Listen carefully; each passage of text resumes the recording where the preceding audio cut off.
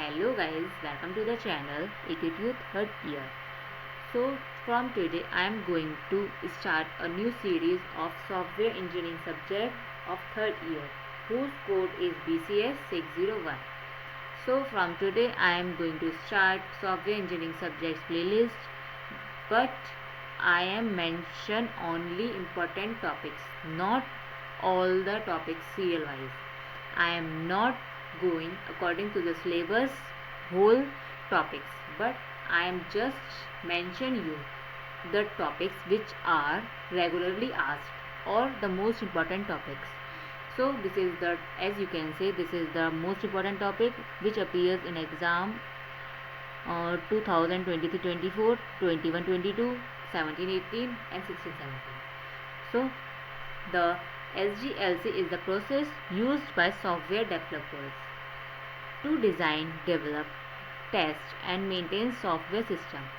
तो software development life cycle क्या होती है? ये एक प्रोसेस होता है हमारा, प्रोसेस कह सकते हैं हम इसको, या स्टेप बाय स्टेप प्रोसेस कह सकते हैं, और हम कह सकते हैं ये एक रोड मैप है जिसको कौन यूज़ करता है?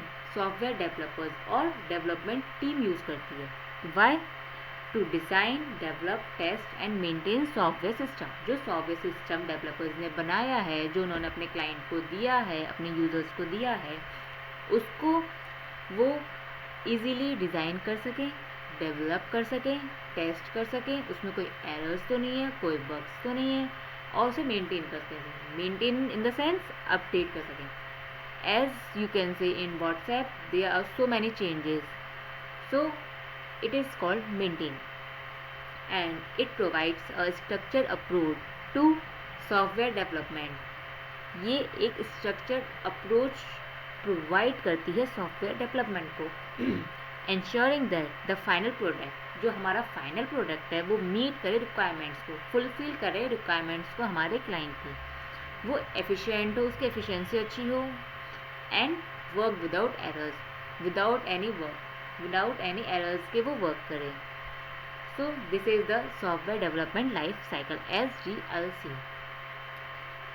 ये कुछ नहीं है, ये एक प्रोसेस होता है, इसमें कुछ स्टेप्स होते हैं जिसके थ्रू हम एक प्रोडक्ट को बनाते हैं, हम नहीं, developers. So the next topic है स्टेजेस ऑफ SDLC. ये भी बहुत बार पूछा गया है, ये या तो डायरेक्टली पूछ लेते हैं या फिर वो लोग हमसे ये बोल देते हैं कि SDLC बताओ. वो 7 मार्क्स में देंगे तो ऑब्वियसली हमको इसको डिफाइन करना पड़ेगा. तो सबसे पहले आता है रिक्वायरमेंट्स गैदरिंग और रिक्वायरमेंट एनालिसिस. जैसे कि इसका हमारा नाम ही पता चल रहा है कि रिक्वायरमेंट गैदरिंग, इसमें क्या होगा, हम क्लाइंट से रिक्वायरमेंट्स को लेंगे.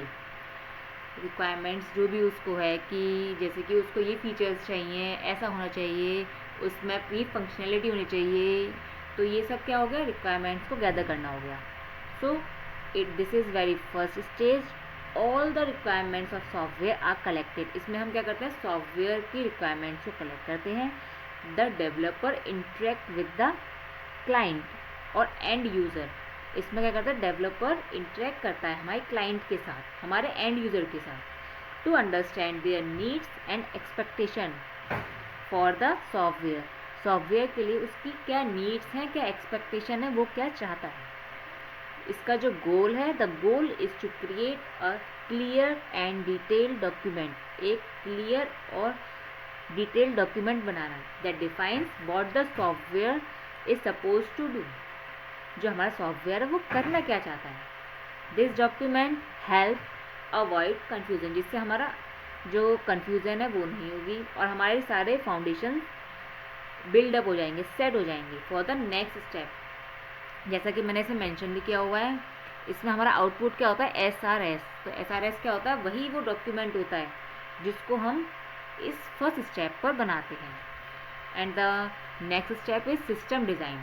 System design in the sense एक पिक्चराइज करना, विजुअल फॉर्म में उसको विजुअलाइज करना कि वो किस तरीके से बनेगा.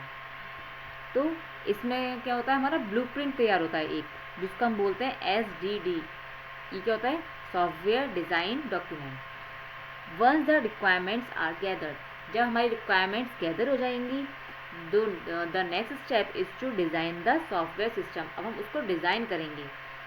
इन this phase the system architecture user interface and database structure are blank. तो इसमें हमारा डेटाबेस स्ट्रक्चर कैसा होगा, हमारा यूज़र इंटरफेस कैसा होगा, उसका डिज़ाइन कैसा होगा, ये सब हमारा इसमें काम किया जाता है इसके ऊपर। The design is usually represented using flow charts.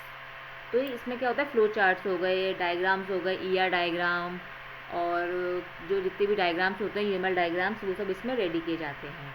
And the goal is to ensure that the software will work efficiently. ये किस लिए करा जाता है, जिससे कि हमारा जो सॉफ्टवेयर वो एफिशिएंटली वर्क करे और रिक्वायरमेंट्स को मीट करे। And now the next step is implementation and coding. अब हमारा आता है कोडिंग, जिसमें हम उसको इम्प्लीमेंट करते हैं। सबसे पहले हमने रिक्वायरमेंट्स को गैदर करा, देन हमने सिस्टम डिज़ाइन करा जिसमें हमने अपना विजुलाइज करा था जो रिक्वायरमेंट्स को, देन अब हम कोडिंग करेंगे। तो this is the phase where the actual coding happens. इसमें क्या होता है, हमारी एक्चुअल कोडिंग की जाती है। Developers right the code based on the design document. जो डिज़ाइन डॉक्यूमेंट हमने अपने ऊपर वाले स्टेप में बनाया था, उसके अकॉर्डिंग वो कोडिंग करता है। दे यूज़ प्रोग्रामिंग लैंग्वेज, वो प्रोग्रामिंग लैंग्वेज यूज़ करते हैं, फ्रेमवर्क्स यूज़ करते हैं या फिर टूल्स यूज़ करते हैं to build the software. It is one of the longest phase of SDLC। ये सबसे लंबा हमारा फेज होता है क्योंकि इसमें कोडिंग होती है। जैसे कि आप लोग कोडर्स हो तो आप जानते होंगे कि कोडिंग करने में कितनी एरर आती है, कितना टाइम लगता है सॉल्व होने में, और ये तो बड़े लेवल पे करा जाता है, तो इसलिए इसमें ज़्यादा टाइम लगता है। और अब नेक्स्ट स्टेप पे आते हैं टेस्टिंग। अब हमने कोड तो बना लिया, अब उसको टेस्ट भी तो करेंगे, उसमें जो एरर्स आ रहे होंगे उसको सॉल्व करेंगे, तो इसमें ये सब होता है। After the coding this is completely the software need to be tested. अब जो भी हमारा सॉफ्टवेयर पूरा बन गया है उसको हम टेस्ट करेंगे। The goal of this phase, ये जो फेज है इसका गोल क्या होता है, टू आइडेंटिफाई बग्स। बग्स को आइडेंटिफाई करना और हमारे एरर्स को और परफॉर्मेंस इशू को सॉल्व करना। डिफरेंट टाइप्स ऑफ टेस्टिंग, बहुत सारी टेस्टिंग होती है, जैसे कि आप अपनी लास्ट यूनिट में पढ़ेंगे, unit testing, integration testing and many more. ये किस लिए की जाती है, to ensure the software function correctly, जिससे कि हमारा जो सॉफ्टवेयर है वो करेक्टली फंक्शन करे। अब नेक्स्ट आता है हमारा डिप्लॉयमेंट। डिप्लॉयमेंट मीन्स वो क्लाइंट को दे देगा उसको यूज़ करने के लिए। Once the software passes all the test, जब वो सारे टेस्टिंग पास कर देगा और अब वो क्या हो जाएगा, रेडी टू यूज़, अब उसको हम यूज़ कर सकते हैं। It is deployed to the client और एंड यूज़र्स। अब हम उसको दे देंगे कि भाई तू यूज़ कर ले, हम उसको रियल वर्ल्ड में यूज़ करने के लिए उसको दे देंगे। इन this phase the software is installed on the users system, user के सिस्टम पे हम इंस्टॉल करके दे देंगे। And deployment can involve setting up server, जिसमें हम क्या करेंगे, उसको सर्वर सेटअप करके देंगे, डेटाबेस देंगे और इंश्योर करेंगे कि जो हमारी सब चीज़ें हैं फंक्शनैलिटी अच्छे से करें। अब नेक्स्ट आता है हमारा मेंटेनेंस। तो मेंटेनेंस में क्या होता है, जैसा कि मैं आपको बताया था, अपडेट करना, कोई नए फीचर्स में इंक्लूड करना। अब जैसे कि हमने टेस्ट करा, उसके बाद हमने क्लाइंट को दे दिया, अब क्लाइंट कहे कि नहीं भाई इसकी जगह आप ऐसा करो, इसको हटा के आप ये लगा दो। जैसे कि पेमेंट ऐप है तो उसने क्या बोला, आप इसमें QR कोड को भी इंक्लूड करो, इसकी फंक्शनलिटी भी लगाओ। तो ये क्या हो गया, maintenance. After deployment the software enters the maintenance. अब वो मेंटेनेंस फेज में आ जाएगा। इस फेज में क्या होता है, जो सॉफ्टवेयर होता है वो कंटिन्यूसली मॉनिटर करते हैं, उसको हम मॉनिटर करेंगे और अपडेट करेंगे जिससे कि कोई नया इशू ना आए। उसमें हम नए फीचर्स ऐड कर सकते हैं या उसकी परफॉर्मेंस को इम्प्रूव कर सकते हैं।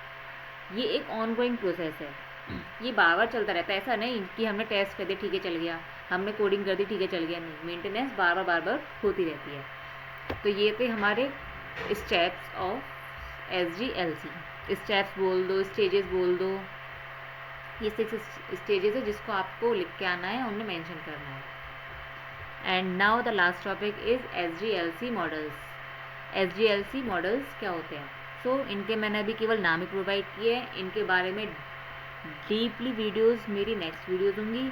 सो I am just mentioning the name, waterfall model, prototype model, spiral model, rapid application model, इसको हम रेड मॉडल भी बोलते हैं, and incremental model, evolutionary model and additive enhancement model. ये 6 हमारे मॉडल हैं जिनको हम अपनी नेक्स्ट वीडियो में पढ़ेंगे। एंड अगर आपको ये वीडियो अच्छी लगी तो प्लीज़ सब्सक्राइब करें, लाइक करें एंड कमेंट करें, जिससे कि मुझे मोटिवेशन मिलेगा और मैं नई नई वीडियोज़ आपके लिए ऐसी लाती रहूँगी। So thank you for today, bye bye.